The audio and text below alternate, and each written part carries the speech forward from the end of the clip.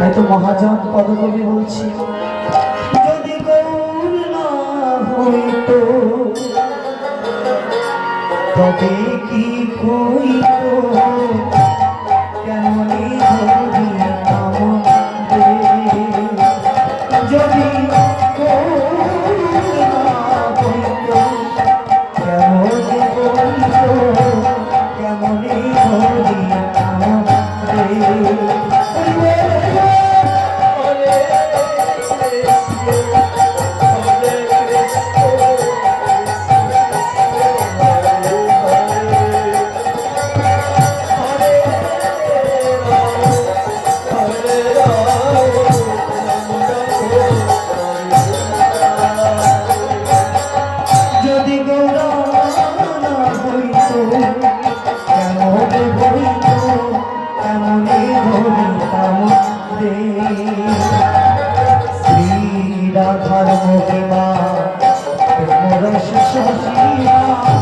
জগতে জানা তো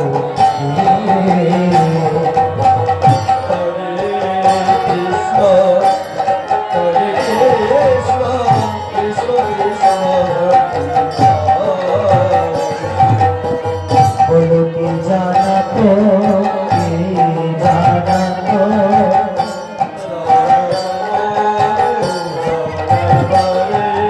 যদি গৌর না আসত তবে কেমন হইত, রাধার মহিমাকে জানাবো।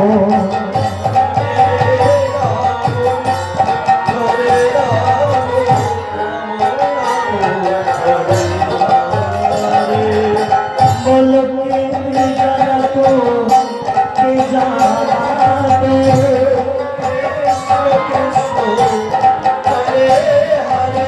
বলো কে জানাতো, কে জানাতো,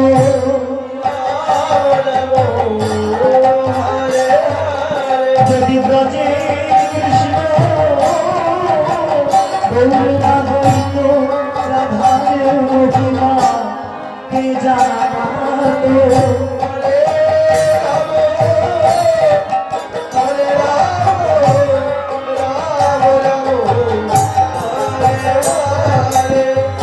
যদি ব্রজের কৃষ্ণ,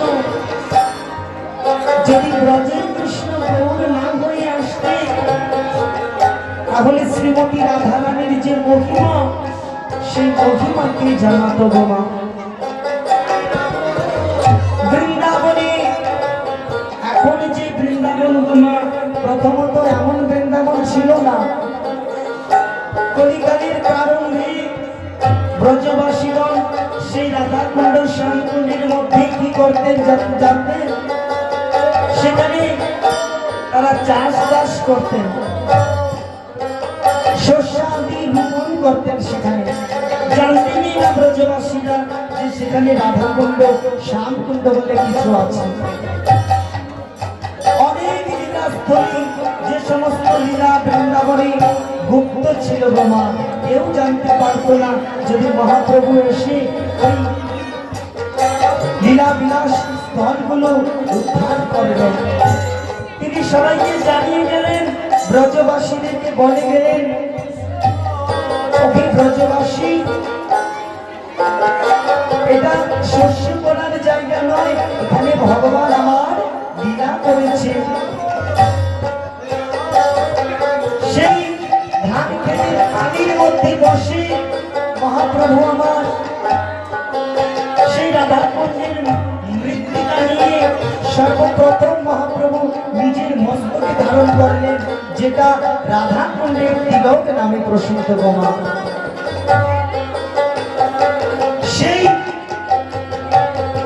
সেই শস্য আদি রোপণ করা জায়গাটিকে সংস্কার, তাই এই পাপিহত কলিজীব পরিত্রাণ করার জন্য, উদ্ধার করবার জন্য মহাপ্রভু এই যুগ ধর্ম হরিনাম আমাদেরকে প্রদান করে গেলেন। চাইতে হয়নি, না চাইতেই অযাচিত ভাবে আমাদেরকে প্রেম দান করেছে। তাই তো এমন দয়া, এমন দয়া আর কোনোদিন হয়ও নাই আর হবারও নাই।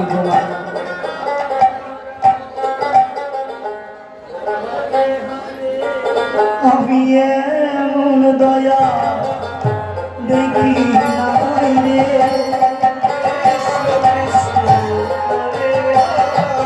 জীবের হাতে পাইয়ে আয়ো ধরে এমন দয়া দেখি নাই রে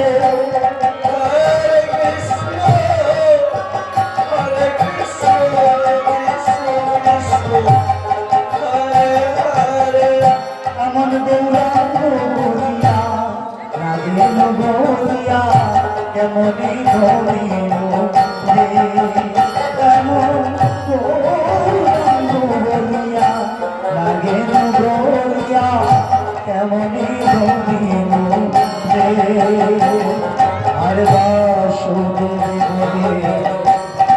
এমন গিয়া কেমন আছে